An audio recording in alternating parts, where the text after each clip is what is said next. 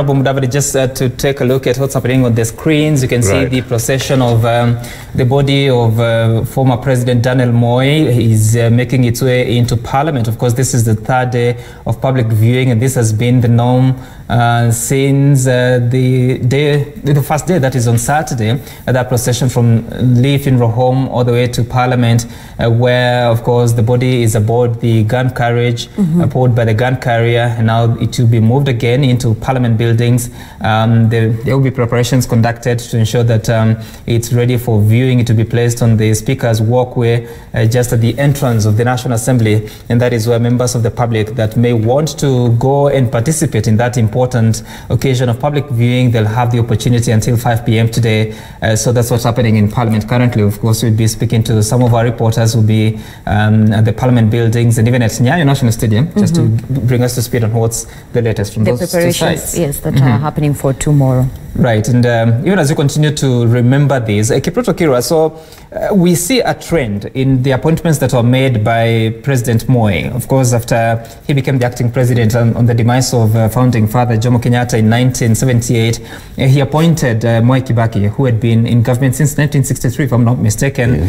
But then thereafter, the people that were appointed to the position of vice president were fairly new into politics, because, for instance, George Saitoti, who succeeded Mwai Kibaki, came into politics in 1983 in an appointive capacity. Yes, he was appointed into that position, and 5 years later, after the 1988 election, he was made vice president. Then, after that, we saw Musalia Mudavadi, who was appointed in 1999. He had been in politics for 10 years, but immediately after he was elected, he was made a minister. I mean, what was this about? Because people today say that you need someone who has some experience to be appointed to certain positions. What was it with him and new persons in politics and positions, including yourself? And how he chose those individuals? Well, possibly, I think Mheshimiwa Musalia was lucky. He became a minister within a short time. It took me 15 years to be a minister and 10 years to be assistant minister. Well, it doesn't mean that I'm a slow learner, but he was looking at the diversity of Kenya.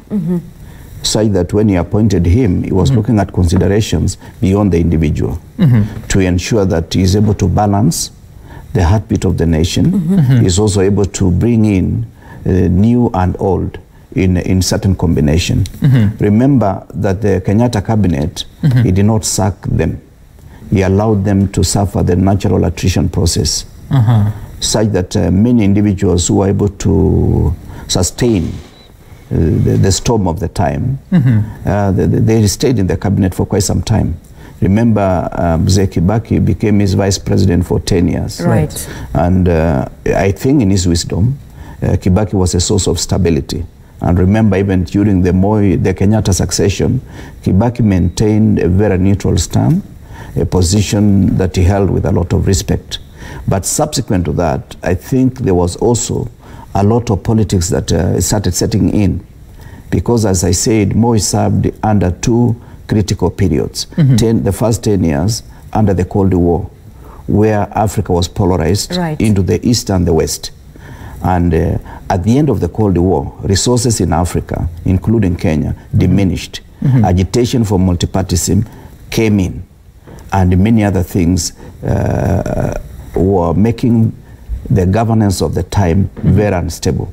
And that may explain the rapidity with which he was appointing a vice president. As you know, Karanja was assistant minister for a short time, and he was catapulted to the position of the vice president before he came down with the thumb.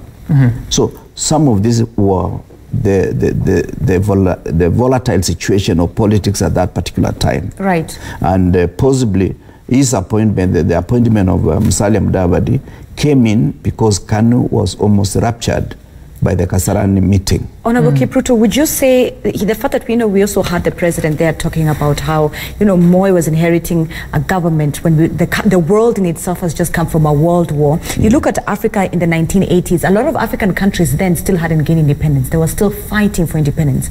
So if you look at the political atmosphere for Africa as a continent then, would you say it had an influence, it had an impact with how he ruled Kenya back here at home? Because you would see President Moi going to certain countries to make sure that he's part of the peace accords that was happening on the African continent in the 1980s. So would you say Africa's political temperatures then influenced how he did his business back at home and who he put in his cabinet? Yeah, you know, when history is written, it would be good to compare Moi with his contemporaries in Africa. Right. Remember the first set of 10 years that he was our president.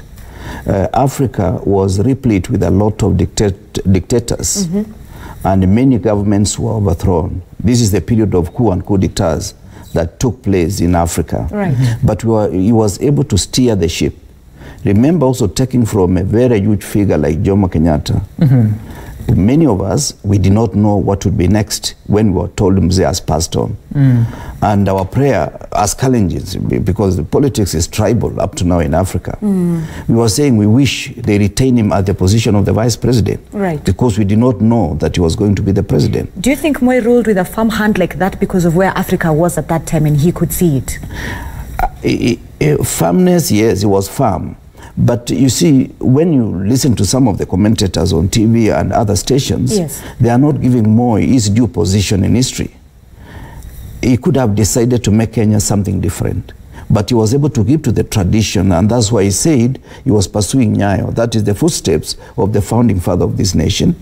Remember the two parties that came in at independence. One was about devolved government and another one was unitary government.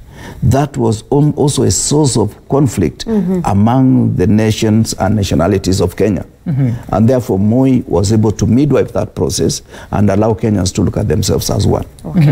All right, you speak quite clearly about the kufuata Nyayo, but one wonders, Honorable Isaac Ruto, getting into the 90s especially, there are many ills and evils that have been spoken about, but I want to be specific on what happened just before Honorable Musalia Mudavadi was appointed to the National Treasury or the Finance Docket. The corruption incidences that we saw, the Golden Bag scandal, I mean, was this happening under the watch of a president who knew very well what was happening in his government? How did that escape his mind and his eyes?